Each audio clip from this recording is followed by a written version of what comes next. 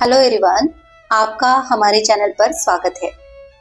चार मूर्ख पंडित। एक स्थान पर चार ब्राह्मण रहते थे। चारों विद्याभ्यास के लिए कान्यकुब्ज गए।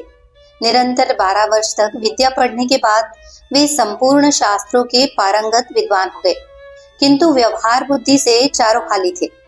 विद्याभ्यास के बाद चारों स्वदेश के लिए लौट पड़े। कुछ देर चलने के बाद रास्ता दो ओर फट्टा था।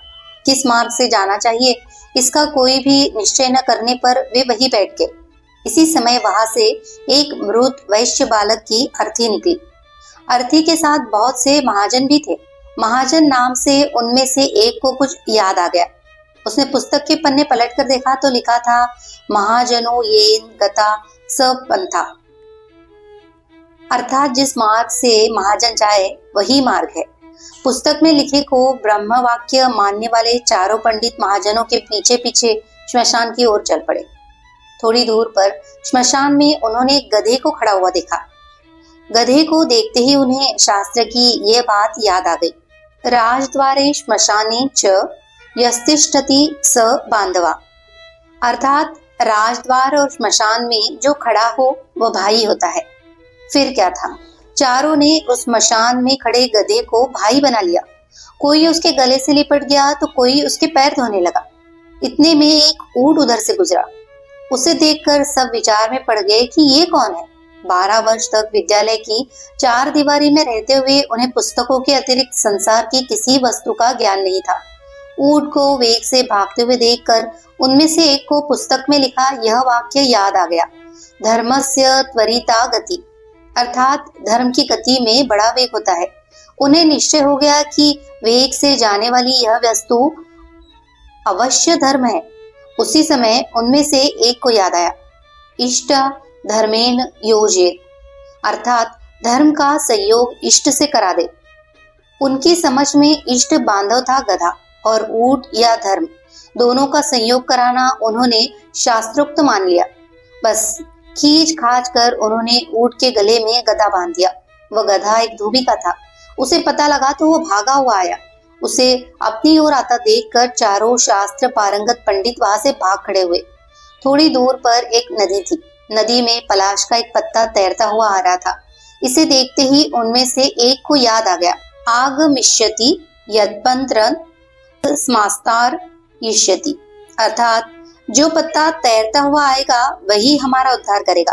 उद्धार की इच्छा से वह मूर्ख पंडित पत्ते पर लेट गया। पत्ता पानी में डूब गया तो वह भी डूबने लगा। केवल उसकी शिक्षा पानी से बाहर रह गई। इसी तरह बहते बहते जब वह दूसरे मूर्ख पंडित के पास पहुंचा तो उसे एक और शास्त्रोक्त वाक्य याद आ गया, सर्वनाशे समुत्पन्ने अर्ध त्यजति पंडिता, अर्थात संपूर्ण का नाश होते देखकर आधे को बचा ले और आधे का त्याग कर दे। ये याद आते ही उसने बहते हुए पूरे आदमी का आधा भाग बचाने के लिए उसकी शिखा पकड़कर गर्दन काट दी। उसके हाथ में केवल सिर का हिस्सा आ गया। देह पानी में बह गई। उन चार के अब 3 रह गए।